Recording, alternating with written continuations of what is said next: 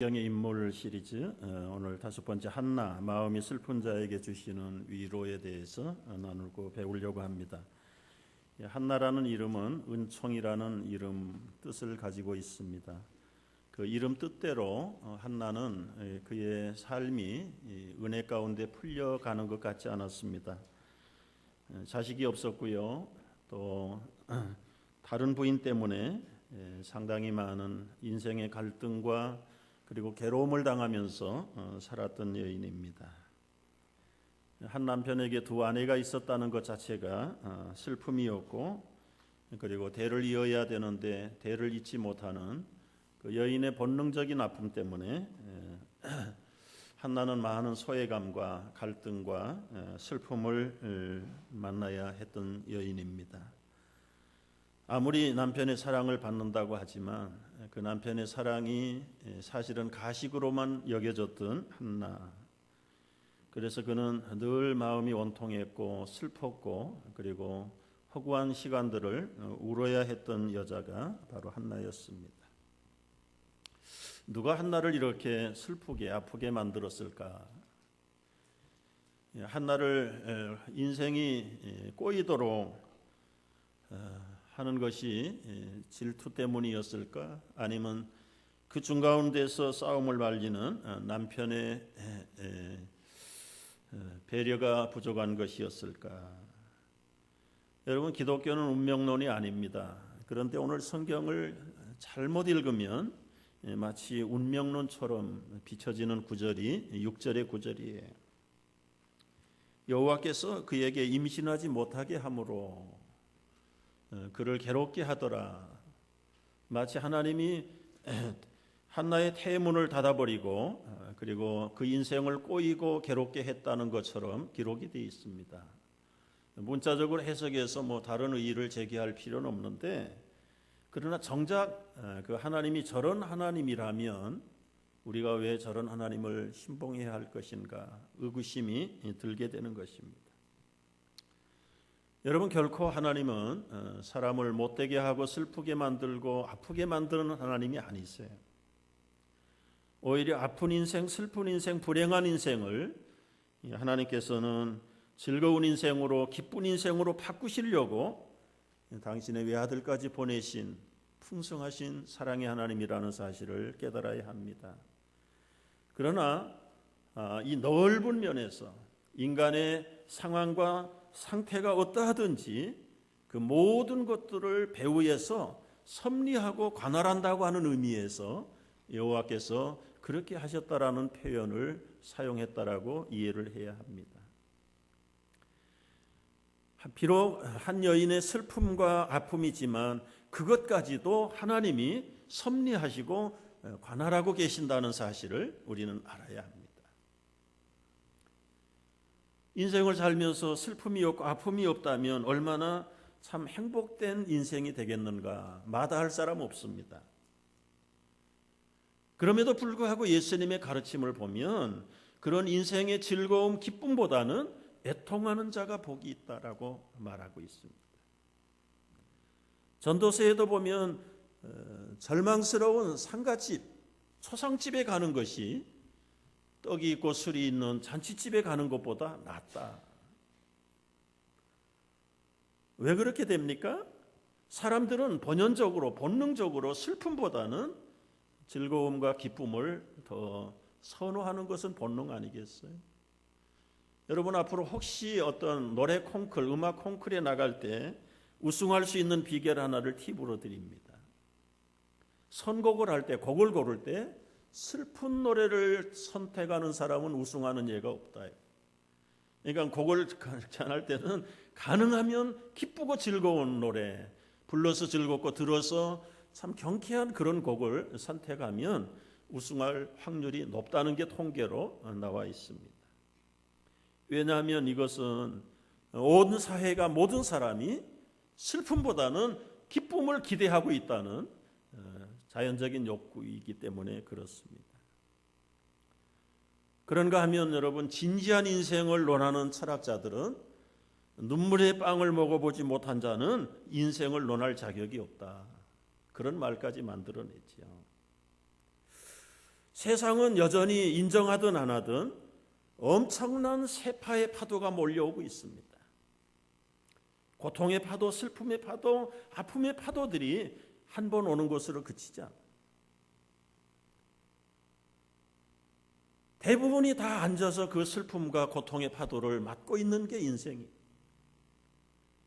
그러나 여러분, 요즘 시대는 어떤 시대입니까? 불가항력적인 쓰나미 같은 건 예외지만 이제는 정상적으로 불어닥치는 파도를 이용해서 해저 발전기를 돌려서 파워를 얻어내는 시대가 되었다. 저는 영적으로 한번 여러분들에게 권하고 싶어요. 여러분의 시련과 아픔과 슬픔, 고통을 통해서 오히려 영적인 파워를 만들어내는 영적인 발전의 시간이 되기를 바라는 것이죠. 인생의 깊은 고민과 눈물 나는 아픔의 현실에 나름대로 이유가 있습니다. 여러분, 이런 한나의 슬픔, 때로는 여러분들의 아픔과 슬픔들, 괴로움들이 어디에서 왔는가?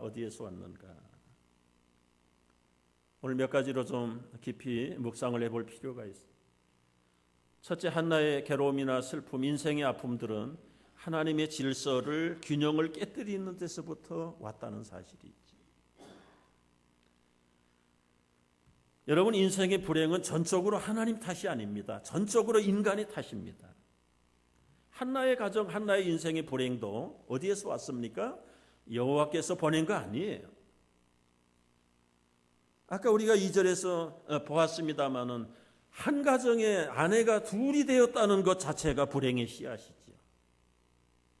하나님의 질서는 처음부터 마지막까지 1대1입니다. 요즘은 1대1만 가지고 강조해가지고 틀리는 세상이, 남성과 여성, 성을 꼭 구별해야 되는 거예요. 그런데 이 가정은 1대2가 됐어요. 1대2가. 이게 누구 책임입니까? 그 남편 엘가나의 책임일까요? 사실은 파고 들어가 보면 한나의 전적인 책임이에요. 하나님은 중혼 제도를 만들지 않았는데 지금 자기가 아기를 낳지 못한다고 해서 남편이 우리말로 씨바지 아내를 하나 택한 것입니다.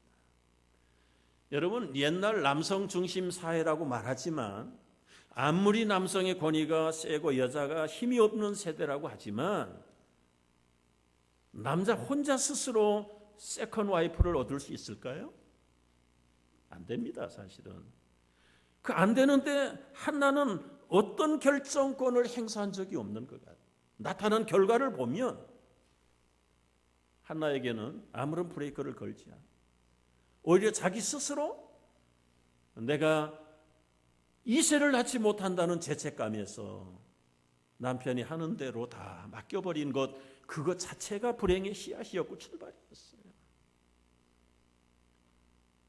아마 어쩌면 브레이크를 걸어서라도, 조건적인 영적인 매달림을 통해서라도, 아니면 내기를 통해서라도 시도해 볼 만한 것들인데 오늘 말씀에는 전혀 그런 근거들은 찾아볼 수가 없는 것을 볼 때 한나가 당한 형편을 자기 운명, 숙명으로 받아들였다는 데에 비극이 출발했다고 볼 수 있는 거예요.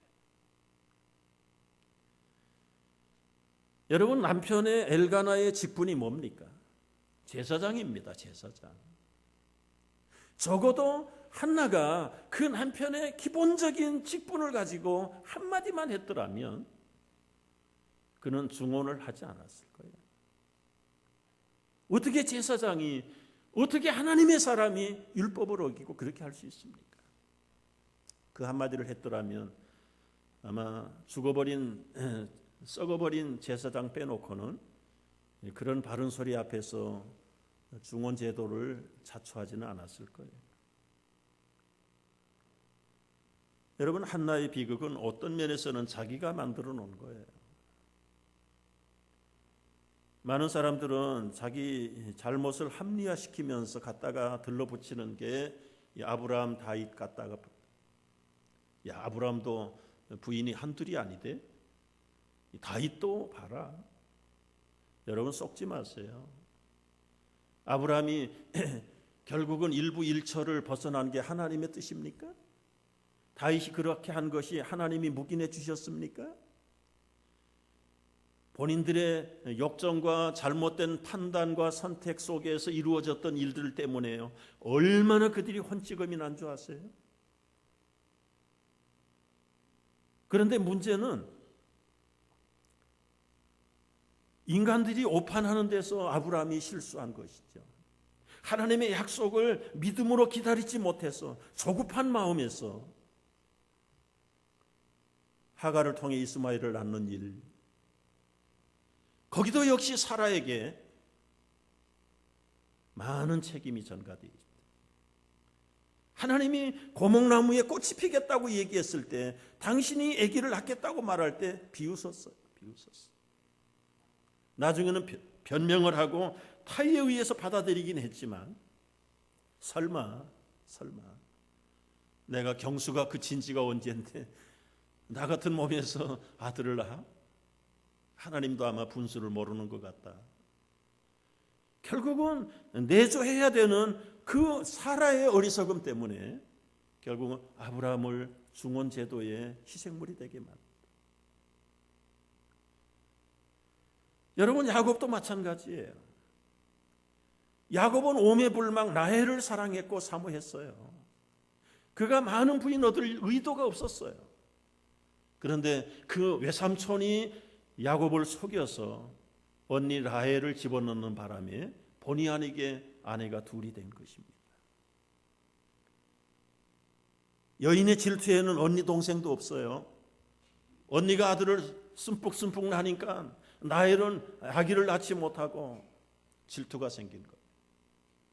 자기 몸종을 남편에게 집어넣어 가지고 대리 시바지를 하게 만들고, 그렇게 해서 결국은 하나가 둘이 셋, 넷이 돼가지고 야곱은 네 부인 거느리고 결국은 12명의 아들을 낳게 되잖아요. 이게 여러분 순리입니까? 이게 아름다운 가정의 전통이고 미덕입니까? 엄마가 넷인데 12아들이다. 야, 생각만 해도 얼마나 복잡한 가정이고, 이건 뭐 완전히 무질서한 가정이고 앞뒤가 없는 가정이, 그게 그림이 그려진단 말이에요. 이게 하나님이 주관하시는 것입니까? 하나님이 허락하신 것입니까? 아니요, 절대로 아닙니다. 그렇게 무질서하고 혼란한 야곱의 인생과 그 가문을 그래도 하나님은 잘 정리하셨어요. 선하게 보셨어요. 그리고는 잘 양육을 해서 결국은 저들을 이스라엘의 선택된 민족의 족장들로 세워서 12지파를 만들어 가시는 겁니다. 비록 인간들이 저질러 놓은 그 오판과 잘못된 선택과 아픔이지만 하나님은 이런 것들을 다 뒤집어서 결과를 선하게 하시는 선하신 하나님이라는 사실을 우리는 믿어야 돼요. 한나의 슬픔도 똑같은 코스를 밟아간 겁니다. 제사장이 두 아내를 거느렸다는 것 자체가 어불성설이에요. 여러분, 그 당시에 그 사회나 영적인 풍토가 어떤 것인가를 볼 수 있어요. 2부 예배에서는 예를 들기가 좋더라고요. 저 말고 박 목사가 있으니까 박 목사가 아내가 둘이라고 생각을 해보세요. 여러분, 용납할 수 있어요? 어림도 없죠. 어림도 없어요. 그런데 이 시대에는 그게 통용이 됐다니까요. 그걸 뭘 가르치는 겁니까? 그 시대의 영적인 수준들, 그리고 제사장들의 수준들, 영적인 수준들이 얼마나 무질서했는가를 보여주는 거예요. 여러분이 사무엘상 앞에 나오는 성경이 뭐지요? 사사기예요. 사사기. 지금 이 동시대에 사사들이 다스리는 시대가 끝나가는 과정에서 그 백성들, 그 모든 지도자들의 영적인 형편이 뭐예요? 사사시대의 특징이 무엇입니까? 하나님의 주권을 인정하지 않고 자신들의 주관의 소견에 오른 대로 다 행동하고 결정하는 것이 사사시대 온 나라 백성들의 영적인 특징이에요.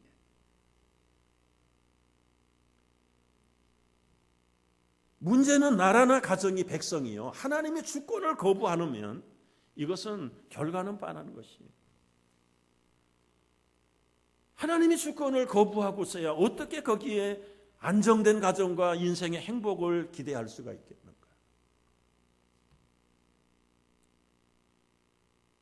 한나의 가정이나 엘가나의 가정, 같은 가정입니다만 그 나라 그 시대의 민족들이 당하는 모든 무질서와 아픔의 책임은 전적으로 하나님을 거부한 자기 소견에 옳은 대로 따라 사는 백성들의 불신앙의 원인이 있다는 사실을 알아. 여러분 3, 4천 년이 지난 이야기지만 이것은 과거의 이야기가 아니에요. 오늘의 이야기예요. 오늘의 이야기. 순리를 영리로 바꿔 쓰는 현대를 바라보면서 하나님이 내리셔야 되는 당연한 인간의 사필 지정의 결론은 무엇입니까?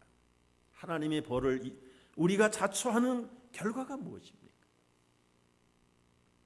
진리를 분명하게 영리로 바꿔버리는 그런 사회, 그런 민족, 그런 국가에 우리가 지금 살고 있잖아요.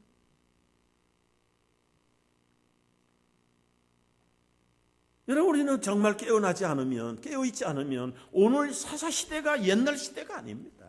소견에 옳은 대로 살아가는 이 시대가 진짜 사사시대예요. 자기 이기적인 판단과 분별에서 하나님의 주권과 다스림을 거부하고 사는 그런 시대라면 우리에게 닥칠 운명은 어떤 것인가? 괴로움과 슬픔밖에 없는 것이죠.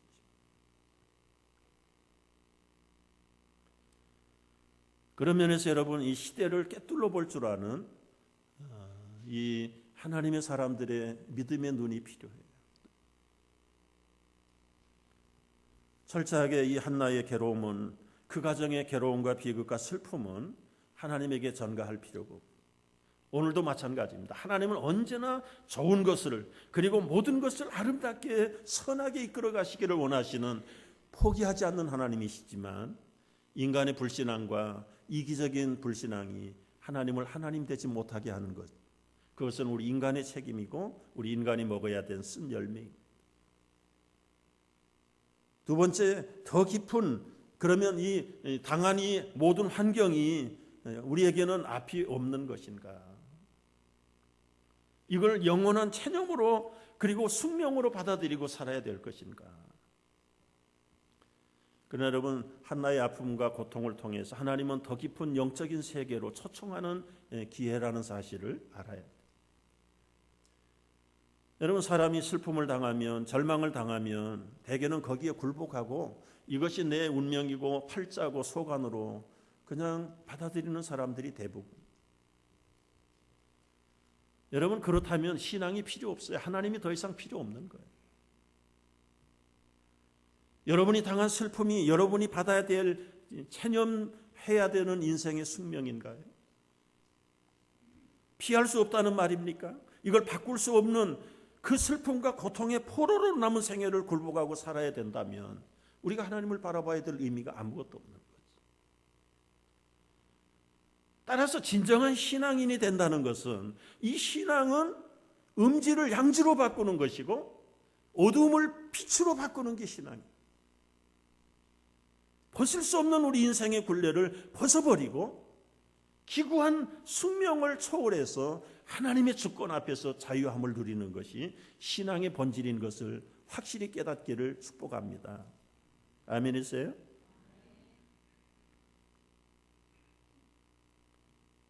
물론 그 아픔을 기쁨으로 바꾸는 데는 엄청난 고통이 따르지. 용기도 필요하고 믿음도 필요하고. 한나처럼 정말 자기의 절망을 최대한 받아들이면서 그 절망 끝에 가봐야 되는 거예요. 절망 끝에 가봐야 돼요. 절망 끝에 가면 두 가지 반응이 일어날 겁니다. 그걸 자기의 운명으로 받아들이는 사람이 있는가 하면 나는 여기에 머무를 수 없다. 내가 다시 죽는 한이 있어도 새로운 세계를 수고해야 된다는 신앙의 결단이 한나는 그쪽을 택한 거예요. 자기는 자기 인생의 굴레를 벗어버리기 위해서 선택한 것이 하나님.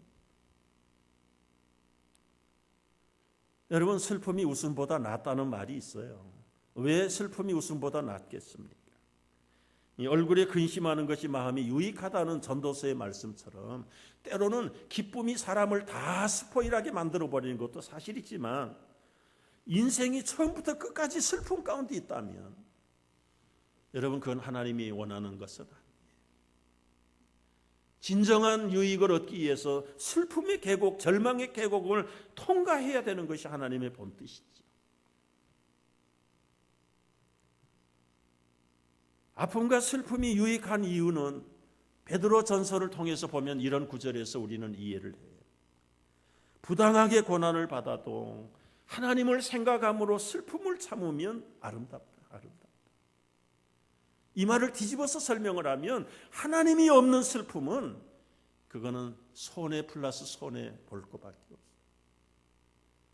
아무리 애매하게 부당하게 억울하게 고난을 당하고 아픔과 슬픔을 당해도 하나님을 생각하면서 슬픔을 참는다면 인간적으로 볼 때는 그 아픔 슬픔이 아름다움으로 변한다는 거예요.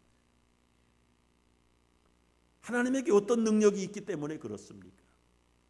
하나님은 그런 슬픔과 아픔의 채널을 통해서 당신의 경지의 나라로 우리를 초청하는데 우리는 그 슬픔을 초월하지 못하는 데 문제가 있어요.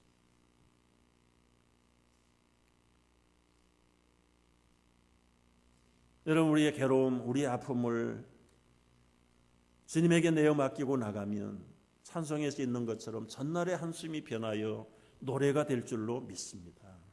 근데 많은 사람은 거기서 포기해요. 그냥 거기서 주저앉아요.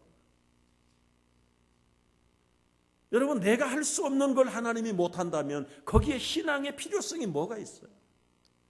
내가 할 수 있는 걸 하나님이 할 수 있다면 하나님의 필요성이 없는 거예요. 내가 못하는 것을 하나님은 얼마든지 하실 수 있는 분이심을 믿으시기 바랍니다. 그래서 모든 신실한 성도들은 다 고난과 슬픔의 학교를 통과한 사람들이에요. 여러분 질병이라는 게 비생산적인 것 같지만 질병도 사실은 기도의 영광로입니다. 건강할 때는 기도 안 해요. 그러나 병약할 때 건강할 때 하지 않던 생각하지 못했던 하나님을 바라보는 거예요. 객관적으로 볼 때는 건강한 게 축복이죠.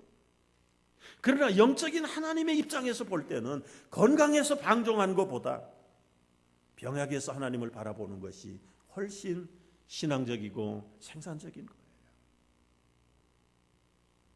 슬픔은 기도의 저수지라는 말이 있어요.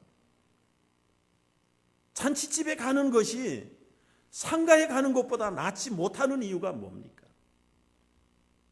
일주일 내내 파리에나 댕기고 잔치에나 댕기고 그저 먹고 마시는 자리에 댕기는 사람은 인생에 진지함이 없어요.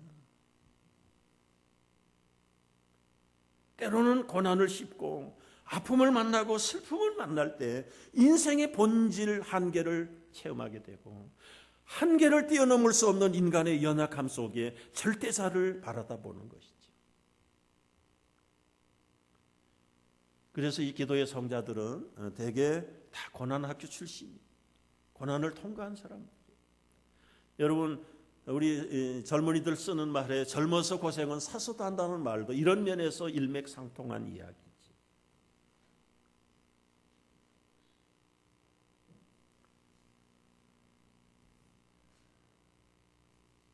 아들을 낳지 못하는 것이 가문의 수치가 되고 하나님으로부터 저주를 받았다라고 하는 일반적인 관념. 여러분이 한나는 거기에서 포기했더라면 더 이상의 한나의 이름은 우리가 만날 필요가 없는 거예요.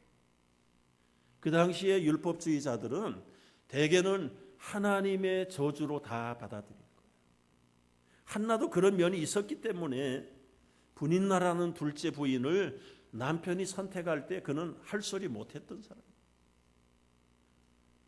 여러분 한나에게 내가 기어코 하나님이 아들을 주신다는 확신과 믿음이 있었다면 절대로 분인나 허락하지 않았죠. 과거에는 믿음이 체념적인 믿음이었고 숙명적인 믿음이었던 거 숨길 수 없어요. 한나도. 그래서 환경에 굴복하고 살아왔지만 그 굴복된 환경에 끝이 보이지 않는 눈만 뜨면 세컨드가 퍼스트 흉내를 내는데 어떻게 눈꼴 사나워서 봅니까? 한 지붕 밑에서 숨을 쉬고 있다는 것 자체가 저주지요. 하나님의 운명이라고 저주라고 받아들이지만은 더 이상은 감당할 길이 없는 거예요. 아니다. 그래서 한나는 기도하기 위해서 하나님 앞에 올라갔어. 자기의 괴로운 심정을 다 토해낸 거예요. 쏟아내지 않고는 도저히 생존이 불가능한 거예요. 여러분, 밥을 못 먹어서 속이 상해서 속이 비어서가 못 사는 것이 아니에요.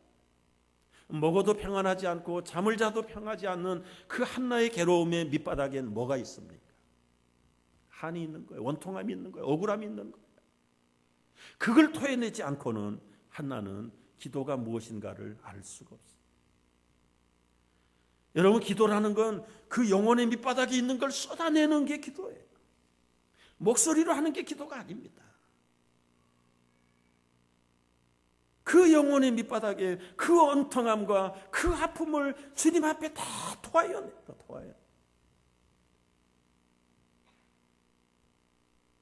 토해낼 때에 그 토함이 하나님 앞에 통한 거예요. 엘리 제사장에 통한 거예요. 얼마나 갈급하게 토해냈던지. 엘리 제사장은 댄나부터 여인이 독주에 취한 줄로 착각을 하고 책망을 합니다. 내 주여, 내가 독주에 취한 것이 아니라 나의 마음의 괴로움을 토하여내는 것뿐입니다. 얼마나 기도하고 통곡을 했는지. 만군의 여호와여, 만일 주의 여종을 돌아보시고 기억하사 나에게 만군의 여호와의 이름으로 고통으로 나를 기억하셔서 아들을 주시면 여러분, 내가 그 아들을 주님에게 돌려드리겠습니다. 여러분, 영혼을 토한 사람들의 기도는요, 자기 중심에서 하나님의 중심으로 바뀐다는 사실이에요. 한나라도 여러분, 하나님이 아들 하나 줘가지고 그 분인자의 눈앞에, 야 봐라, 나도 아들 낳았다. 그 어머니로서, 여성으로서의 그 엄청난 원통함과 억울함을 보복하고 싶은 인간적인 욕망이 왜 없었을까요? 그것 때문에 아마 산당에 올라와서 마음을 토했는지도 모르겠어요. 그러나 기도하다가 마음을 토하다가 한나는 인간적인 모성의 본성이 아니라 어머니의 본성에서 아들 얻기를 원하는 것이 아니라 그의 기도의 방향이 하나님 편으로 바뀌었다는 사실을 발견해요. 본때 있게 복수하기 위해서 아들을 달라는 기도는 처음 드렸지만, 그러나 그가 토해내면서 자기의 무한한 어리석음을 깨닫고 하나님의 전능하심을 깨달을 때 그 아들을 주시면 하나님의 영광을 위해서 바치겠다라고 말. 여러분, 이것이 진짜 기도 중의 기도예요. 사람들은 자기 어떤 합리적인 변명의 도구로 기도를 이용하려고. 그러나 이 한나는 그 아들을 자기의 어머니의 여성으로서의 본성의 보복의 노리개로 쓰는 것이 아니라 하나님 앞에 드림으로 하나님의 영광을, 그 결과 어떻게 된 겁니까? 신정정치에서 왕정정치에 이스라엘의 건국의 아버지가 되는 사무엘을 얻게 된 것이죠. 여러분, 여인의 본능에 사로잡혔더라면 사무엘 같은 건국의 아버지 같은 인물을 만들어낼 수가 없었어요. 하나님이 주셔서 처음에는 바치겠다고 하는 사람들이 얼마나 많은지 몰라요. 목회를 오래 하면서요, 여러 케이스를 많이 보잖아요. 결혼해서 늦게까지 얘기가 없는데 오매불망 하나님 앞에, 그래서 하나님이 생명을 주면 그날 이후로 하나님은 빠이빠이, 그냥 그 아들이 그냥 하나님이 돼버리. 한나도 그런 종류의 엄마로 전략했더라면 여러분, 이스라엘의 건국의 아버지 사무엘은 나타나지 않아요. 자기 새끼 만들어 버리는 거예요. 자기 아들 만들어 버리는 것이죠. 하나님의 영광을 위해서 이 소견에 오른 대로 영적으로 어두워진 그 무지한 영적인 이스라엘의 영원한 하나님의 빛으로 여러분 자기가 끼고 있는다고 해서 되는 거 아니에요. 엄마들의 과잉 보호 결국은 아이들에게 부작용을 만들어요. 한나는 젖을 뗀 후에 옛날에는 한 2-3살까지 서너 살까지 젖을 먹어요. 아장아장 뛰어다니면서 자기 의사표시를 하고 포동포동 그야말로 눈에 넣어도 아프지 않는 그 나이에 모성의 본성을 잔인하리만큼 끊어버리고 하나님 앞에 갖다 바치는 거예요. 이게 여러분 보통 어머니로서 쉬운 문제입니까? 만약에 자기 아들을 만들기로 작정했다면 말씀드린 대로 이스라엘의 건국의 아버지 사무엘은 없어요. 더 혼란에 더 많은 시간 이스라엘 민족들은 어려움을 당했을 거예요. 그러나 처음에는 어머니의 여성의 본성을 충족시키기 위해서 사무엘을 달라고 했지만 한나의 기도는 하나님의 영광을 위해서 결국은 민족의 미래를 내다보면서 자기 아들을 하나님께 바칠 때 한나의 위대성이 바로 거기에 있는 것이죠.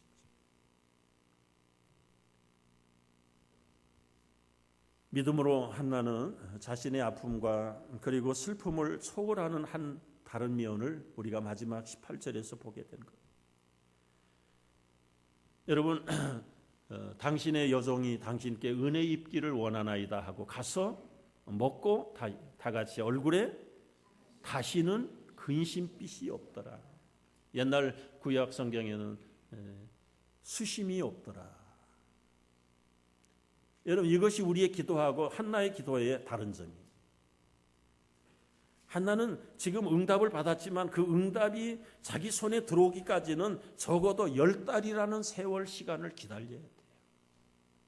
아직 손에 들어오지 않았어요. 그 품에 아기가 없는 거예요. 그 몸이 아직도 잉태가 되지도 않았어요. 그럼에도 불구하고 그 엘리 제사장의 응답이 하나님의 응답인 줄 알고 그 응답받는 순간에 그 얼굴에 근심이 다 사라져버렸어요.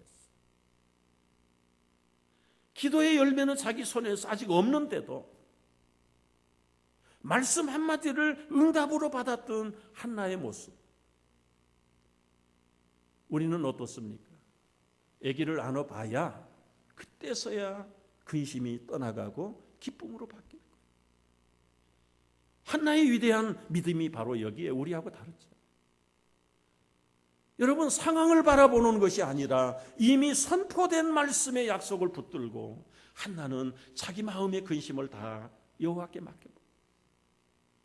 그리고는 10개월을 믿음으로 기다리는 사람.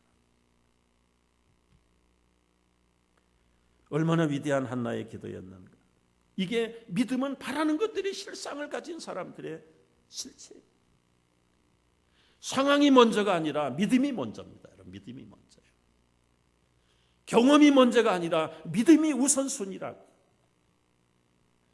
이런 믿음의 눈이 한나의 눈이 열리는 여러분 우리 모두가 되기를 축복합니다. 그 당시에 엘리 제사장도 사실은 영적으로 눈이 다 분별이 없어진 사람이에요. 한나를 축복하는 거 빼놓고는 분별력을 잃어버린 사람. 엘리 제사장이 분별력을 잃어버렸다면 온 나라가 다 영적인 빛을 잃어버리는 그 깜깜한 흑암의 세대 속에 한나는 하나님의 음성을 듣고 약속을 듣고 듣는 즉시 그 얼굴에 그 마음에 그 믿음에 자유함을 받았던 사람. 크든지 작든지 여러분 하나님 앞에 내려놓고 믿을 때에 슬픔 많은 이 세상도 천국으로 화하도다. 여러분 여기 인생의 역전입니다. 인생의 역전입니다. 이번 화요일날 밤에 뉴욕 실버 선교학교 강의 제목이 제가 해야 될 과목 인생은 하프타임. 전반전을 아무리 골을 많이 넣었어도 하프타임에 가서 그 골을 지키지 못하고 역공을 해서 이기지 못하면 그 게임은, 그 인생은 패배의 게임이에요. 패배의 게임. 여러분 젊어서 아무리 잘 나갔더라도 하프타임에 가서 제대로 믿음으로 지키지 못하면 여러분의 인생은 패배. 반대로 전반전에 골드 게임으로 지고 있어도 후반에 가서 이기면 전체를 이기는 거예요. 하프타임에 승리하는 우리 모두가 되기를 바랍니다.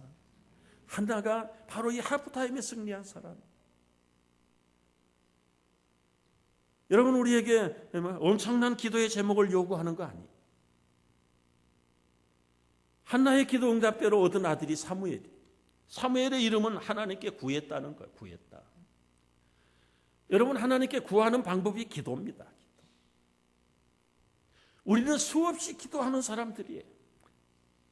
이런 기도 저런 기도, 성도는 기도하는 사람들인데 기도하는 사람의 입장에서 볼 때 사무엘 같은 응답을 내놓을 만한 기도 응답이 뭐가 있는가? 뭐가 있는가? 우리를 돌아보게 만드는 대목입니다. 여러분 우리의 믿음 생활, 기도 생활 가운데 확실한 사무엘 같은 증거를 내놓을 것이 있어야 된다는 거죠. 우리의 뜻대로 되지 않을지라도 하나님의 뜻에 맞는 기도라면 우리 품에 안지 않아도, 내 손에 붙잡지 않아도 하나님의 영광이 일어날게. 집사 시절에 서울의 원남교회에서 신앙생활을 했는데요. 그 김 집사라는 분 한 분 계세요. 그분은 자식이 없어요. 수년 동안, 오래되지 않았어요. 수년 동안 자식이 없는 것을 알고 일단락 마음으로 거기에 미련을 가지고 고민을 하고 낙심을 하고 그런 사람이야. 부부들이 일찌감치 본인들의 자식은 포기하고 교회 안에 있는 유년주일학교를 자기 자식으로 삼고 정성을 다했어. 자기 생업의 전부의 목적이 있다면 주일학교를 위해서 여러 해를 섬겼어요. 아마 은퇴할 때까지 섬겼을 거예요. 자기 주일학교만 섬기는 게 아니라 나중에는 그 노예 안에 100개가 넘는 노예 연합 주일학교 학생들을 자기 영적인 자녀로, 그리고 그들을 가르치는 교사들을 섬기는 일에 전념을 다했죠. 그것으로 끝나는 게 아니에요. 한국의 합동측 교단 총주일학교 연합회, 합동측 연합주일학교에 여러분 수십만 명의 학생들과 교사를 섬기는, 주일학교를 위해서 헌신했던 그 부부들의 미담은 아주 한국교회의 미담으로 지금도 전해집니다. 지금은 다 은퇴를 했습니다마는 저는 한번 그 집사님, 그 장로님으로 은퇴를 했죠. 생각을 해보는 거예요. 만약에 젊어서 그분들이 자식 얻기를 위해서 하나님께 기도했다가 평범한 가정처럼 자식을 하나나 둘이나 주었더라면 오늘날의 그 장로님 부부는 존재하지 않아요. 여러분 자녀를 가졌다는 것을 우리에게 부담스럽게 하려는 얘기는 결코 아닙니다. 비록 자신의 육신을 통해서 자식을 얻지 못했지만, 자기가 낳은 아들들은 아니지만 다른 사람이 낳은 아들이라 할지라도 자녀일지라도 그들의 영혼을 위해서, 영적인 생명을 위해서 전생애를 바쳤던 사람, 자기 자식 2-3명 가지고 있는 그런 사람에 비교할 수 있겠습니까? 여러분 우리는 어려서 부모로부터 얼마나 많은 기가 따가운 얘기를 많이 듣고 자라는지 모르겠어요. 사춘기 이전의 자식들은 다 귀엽죠. 평생 엄마 말 아빠 말 듣고 살 것 같지만 사춘기 들어가 보세요. 무자식 상팔자 생각이 하루에도 골백 번씩 나요. 왜 내가 저런 걸 낳아가지고. 그래서 부모들이 하는 얘기예요. 자식은 겉을 낳지 속을 낳지 못한다. 여러분이 한나의 위대함이 어디에 있습니까?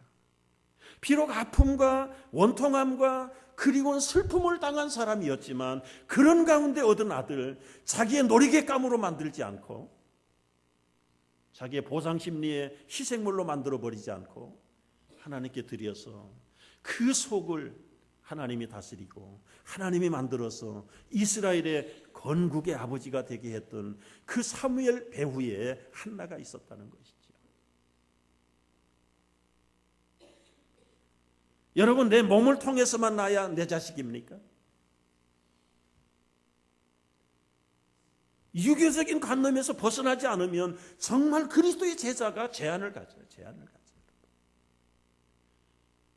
우리 피부치의 혈연 관계를 초월해야 됩니다. 초월해야 돼요. 누가 내 모친이고 내 형제고 자매냐? 예수님 자기 어머니, 자기 형제들을 대놓고 하는 얘기잖아요. 아버지의 뜻대로 하는 자가 내 모친이요 내 형제요 내 자매라. 우리는 이 혈연적인 가족의 구성 개념까지도 천국의 가치관으로 바꿔야 돼요. 바꿔야 돼요. 그야말로 가정 자기 집단 이기주의, 내 자식들과 내 집과 내 것들만 잘 먹이고 잘 그래가지고 어떻게 하나님 나라가 영성하겠어요? 여러분, 우리는 기도해야 돼요. 오래전부터 유럽이, 미국이, 한국이 자식 낳기를 거부하고 있는데요. 무슬림들은 한 가정에 18명씩을 낳는데 지금 통계가. 부인들을 4명씩까지 건드려가지고요. 가족 계획이라는 게 없어가지고 앞으로 50년대가 되면 백인들 숫자보다 무슬림 숫자가 훨씬 능가해요. 숫자 게임에서도 이제는 이대로라면 기독교가 설 자리가 없어요. 여러분, 그러나 기죽을 필요 없어요. 하나님이 하시는 일은 묘해요. 무슬림의 여성들의 눈을 열어주었어요. 길을 열어주었어요. 이제 우리는 남자들의 놀이개감 되는 걸 거부하는 운동이 일어나기 시작해요. 우리가 무슨 자식 낳는 기계냐? 우리가 세컨드 더드로 가야 마땅하냐? 우리에게도 인권이라는 게 있다. 알게 모르게 지금 이 아랍 세계에 그게 자꾸 만연적으로 퍼져나갔어. 점점 출생 숫자가 줄어들고. 하나님의 작전이 있죠. 하나님의 작전. 그러나 통계상 현재 나타나는 걸로 봐서는 우리 기독교가 정말 미래 세대에 대한, 그리고 이 속사람에 대한 자식들의 그 영적인 온전함에 대해서는 깨어있지 않으면 다시 사사시대로 돌아가 버릴 수밖에. 한나의 위대함이 바로 여기에 있는 거예요.